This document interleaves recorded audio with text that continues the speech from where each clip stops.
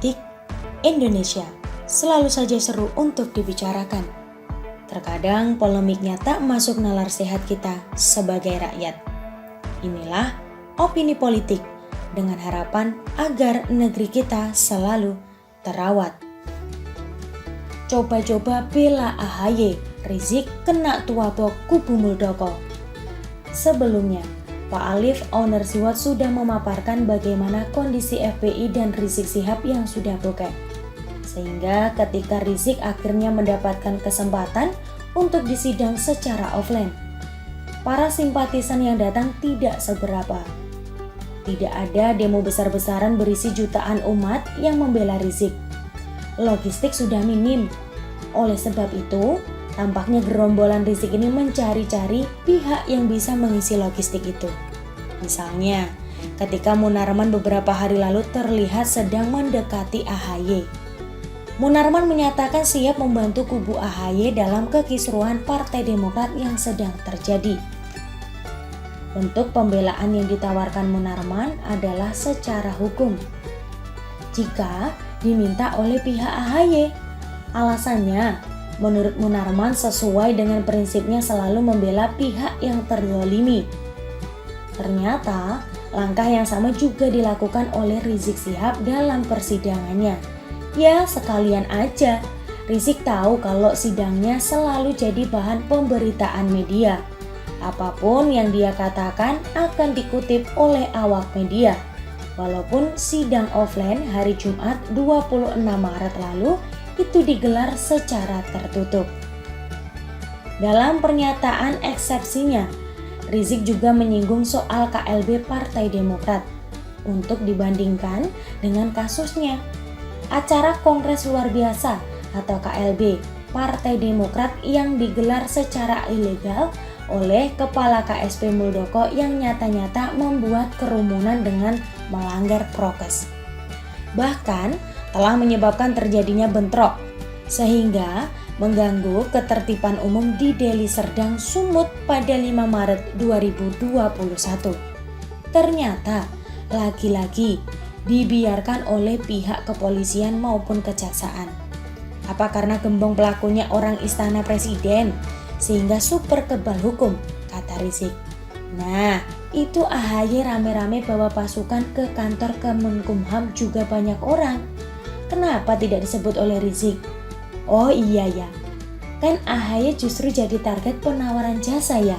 Makanya KLB Deli Serdang juga disebut oleh Rizik dalam eksepsinya.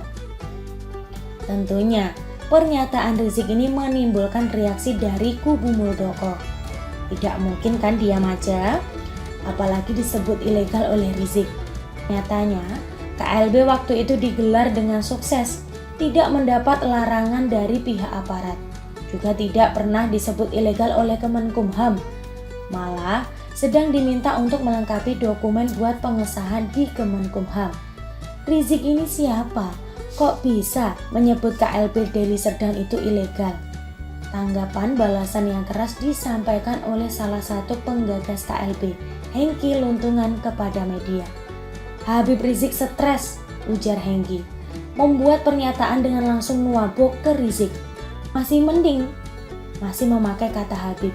Menurut Hengki, pernyataan Rizik itu tidak relevan karena pelaksanaan KLB di Sibolangit bukan karena Muldoko, bukan karena KSP. Habib Rizik, hati-hati kalau ngomong. Itu kami sebagai penggagas pelaksana KLB. Jadi sebaiknya Habib Rizik yang perlu saya sampaikan gak usah singgung-singgung soal istana kebal hukum, sentil Hengki. Kau itu sudah contempt of court atau perbuatan yang merendahkan atau tidak menghormati lembaga peradilan. Pengadilan pun kau lawan. Memangnya kau malaikat? Saya sampaikan kepada Habib Rizik, jangan menempatkan diri sebagai wakil Tuhan, sehingga hakim pun bagi dia tidak ada gunanya. Seolah-olah dia memerintahkan hakim, ini bahaya, lanjut Hengki. Jelep, Hengki juga menyebutkan bahwa KLB sudah ada izinnya. Dia peringatkan bahwa Rizik bukan aparat polisi. Kalau kau provokator, jangan membandingkan dengan orang yang bukan provokator, tambah Hengki, kembali nuabok Rizik. Dengan menyebut soal KLB Deli Serdang sebagai ilegal, ini malah membuat Rizik terlihat tidak berpolitik dalam eksepsinya, bukan sedang membela dirinya sendiri, melainkan sedang memanfaatkan situasi dan kondisi di mana dia sedang disorot oleh media. Tampaknya Rizik sedang memasarkan jasanya kepada kubu AHY untuk ikutan melancarkan serangan pada kubu Muldoko. Atau jangan-jangan bukan lagi sebagai upaya marketing diri sendiri, melainkan sudah dapat orderan. Entahlah, gak tahu kita apa yang sudah terjadi di balik layar. Bisa saja sudah deal, bisa jadi sedang dalam tahap negosiasi. Yang pasti upaya itu tidak sukses karena langsung kena tuabok balik dari kubu Muldoko. Alih-alih dapat dukungan publik, malah kena apes. Karena apa yang dikatakan Rizik itu nggak ngaruh, justru Rizik yang jadi bahan tertawaan lagi.